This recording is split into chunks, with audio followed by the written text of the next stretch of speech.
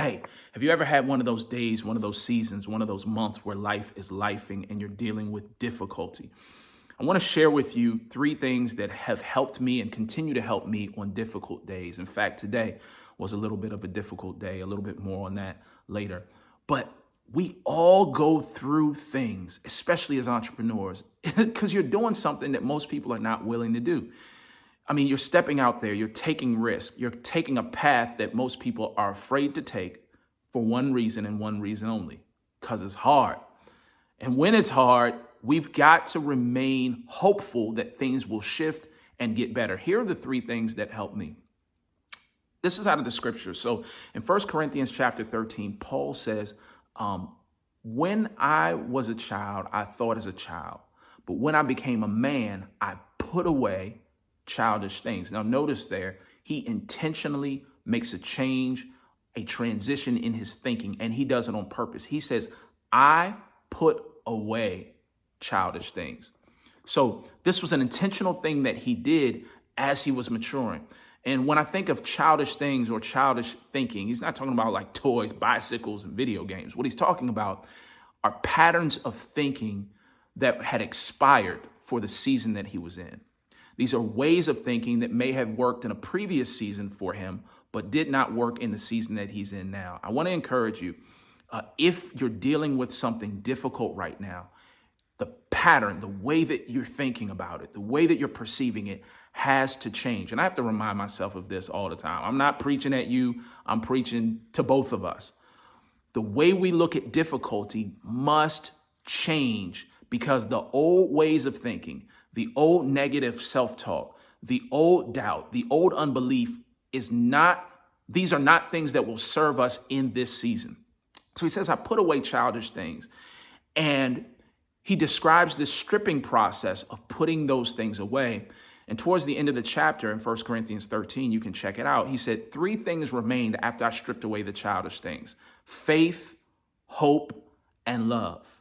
And those are the three tools that we need to make it through difficult seasons and to thrive as we go through them. You know, I'll never forget, it was March 2020. Y'all remember what happened in March 2020, don't you? So I was coming out of, it was a Wednesday night. I'd actually just finished teaching a Bible study, done some business stuff earlier in that day. In the evening, I taught a Bible study at Chick-fil-A, which was a convenient place to teach Bible study, had a little dinner afterwards. I'm walking out in the parking lot toward my car, and another car is sitting in the lot. And you know how sometimes we do, they had the radio turned all the way up. And as the radio is blasting, I hear them say that the NBA game for the night had been shut down because of this new virus, COVID-19. And I had heard a little bit, about COVID in month prior, but hey, I'd heard about so many different things. There's so many different diseases and things that come, and they normally come and go out of nowhere. But when that radio said that the NBA had shut down, I was like, okay, this is pretty serious. So I go into the grocery store, which was also attached to the shopping center where the Chick-fil-A was. And when I come in, it's like a mad rush. I mean, people are literally almost running through the store, grabbing toilet paper. You remember the toilet paper thing where you couldn't get any toilet paper? People were just buying stuff for no reason. And there was like a state of panic. There was a state of chaos. And many of you, I know, remember that season. Well, as you remember, just a few days later, things began to shut down. And me and my wife were kind of stuck because at that point we were running brick and mortar businesses. We had an aftercare program. I was meeting one-on-one with consulting clients, business consulting clients. I had real estate deals going. We had a church. Everything that we were doing was person to person, and our state shut everything down. Like you couldn't go anywhere or do anything. And we had to sit and think, what are we going to do? Because even though they shut all this stuff down, one thing they hadn't shut down was the collection on all these bills that we had. And so that was a very difficult, challenging season. And I know not just for me, but for you too. I know you can remember 2020 and how things went, but we made it through. In fact, we not only made it through, we thrived through it.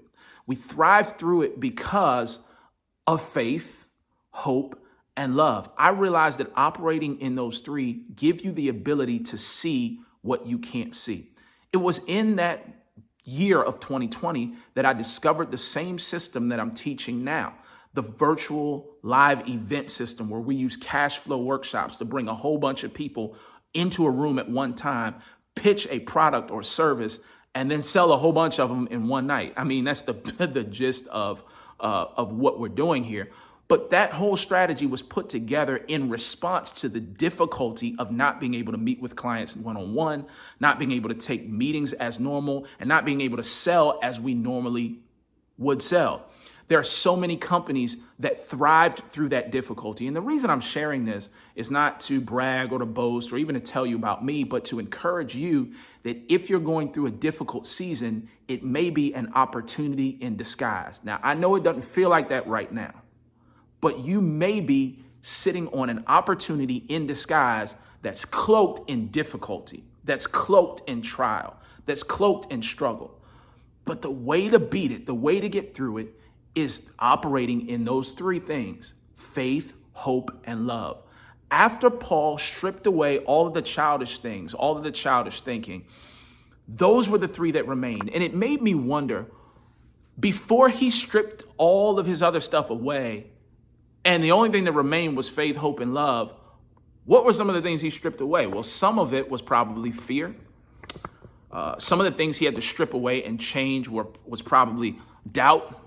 Some of the things he had to strip away and change was probably a lack type of mentality. These are all things that we've got to strip away so that we can reach the destination that God has for us. Faith. Well, when you think about the word faith, I immediately think of Hebrews chapter 11. Hebrews chapter 11, verse 1 says, "Now faith is the substance of things hoped for." So faith is the substance of things hoped for. It is the evidence of things not seen. God is so powerful because he gives us three realms to operate in. So he created time and he places us in time. And in time, there are three realms. You've got the past, you got the present, and the future. We live in the present, but faith has a way of informing us from the future. That's really what faith does. It's the substance of things hoped for. Well, where do you hope? You hope toward the future. It is the evidence of things not seen, the evidence of things that you can't see, the evidence of things that you can't touch, and the evidence of things that have not happened yet. Faith borrows hope, borrows strength from our future and helps us live it out in the present. So faith is all about looking forward and hoping for better. You know, I heard someone teach this, and I think it may have been Myron Golden, who is awesome. Go buy everything that he has. But yeah, it was him. He was talking about how there's a difference between fear and anxiety. Fear is an actual response to something that has the ability to harm you. It's a real thing. So like, I would be afraid to leave out of my house right now and take a jog down the middle of the interstate and not switch lanes. Why? Because I'm fearful that I'll get hit by a car. I'd be fearful of getting in a plane and jumping out with no parachute. I am afraid to do that because I know the consequences of that. So that's fear. There's a clear consequence. We know that the consequence is there, and it's really in our best interest not to go down that route. But anxiety is different. And a lot of times what we call fear is actually anxiety. Anxiety is when we project or make up negative scenarios, negative circumstances in our future that have not happened and probably won't happen. It was anxiety that Jesus is talking about in Matthew chapter 6 when he says, take no thought for tomorrow. He's not saying don't plan, don't put away money for retirement, don't invest in real estate, don't look toward your future. What he's saying there is don't have anxiety, because anxiety cannot help us in our present. Faith helps us in our present. And so one of the things that I have to be cognizant of is if I'm approaching my difficulty with anxiety. In other words, am I making up all the scenarios why this thing is not going to work out? Am I making up all of the reasons why this can't go right? I'll never forget. I think this was in 2021. I was running some ads for my business, And I sat down and opened up my phone, and I see the dreaded Facebook, your account has been disabled. And so at first I'm like, well, okay, something must have happened. And then I try to get it back, and they say, I'm sorry, you'll never be able to run ads again. You'll never be able to log into your account again. And you'll never be able to use our platform again. And I was like, oh my goodness, because so much of my business was based on being able to run traffic or run ads and get traffic through these ads. So if you take away that account, I'm short. And my mind just started racing into all types of fearful projections. Oh, we're going to go out of business. Oh, how are we going to pay these bills? Oh, I got staff members that I have to pay. And if I can't run ads, I can't get customers. And all of that fear and which was really anxiety, started to cloud my judgment and made me unable to see a solution. And so I finally had to stop and breathe and pray and just let it go. That may be a word for somebody. Just let it go. Because the minute that you take a breath and just let it go, a lot of times God will start giving you the plan on what to do next. So I was, after like 5 to 7 days of heavy sweating and stress, I said, you know what, I'm gonna let this thing go. And I realized and remembered miraculously that I actually had a contact that was working at Facebook, and I reached out to him, which was a miracle. I literally forgot that I knew a guy, thankfully. I reached out to him, he gave me some tips, and it took about 2 weeks, but I got the account back. And I wasted so much time in anxiety and in fear, really for no reason. But I had projected so many things about what was going to happen because I had lost that account. It's not even funny. And I want to encourage you, don't project negative things into your future. And when I say project, all I'm talking about is make up stuff that has not happened, and particularly make up stuff that is negative and not in your best interest. It's unfruitful, it's very damaging, and it can stop you in your tracks. Faith, hope, and love. Now let's talk about love for a second. Most of us as entrepreneurs are not in this game for ourselves. Like we're making the money and we want to live a peaceful life. We want to have nice things. But most of us are in this because of the people that we love. You got kids, you got a spouse, you've got family, you've got community that you love. And when you're going through a difficult season, particularly in your business, one of the things that helps me is putting in the forefront of my mind the reason that I'm actually doing this. And it's out of love. It's love for my family. It's love for my community that I'm called to change. It's love for my clients that I'm serving. I love them. I want to see them thrive. I want to see them succeed. I want to encourage you, if you're dealing with something difficult right now, particularly in your business, get your mind right. I don't know another way to say it. And I'm not trying to say this to yell. I'm just trying to say this to motivate. Put the people that you love in front of you. Get a picture of them. Matter of fact, let me show you something real quick. Excuse the house. We got kids and y'all know how that is. So I come in this room and I look in this room because this room has pictures of some of the people I love, like this guy right here, who doesn't look like that anymore. He's a lot older. Or this guy right here, who's actually the same as that guy right there a couple months later, where he turned a year old. I'm in the game because of my love for them, not because of my love for him.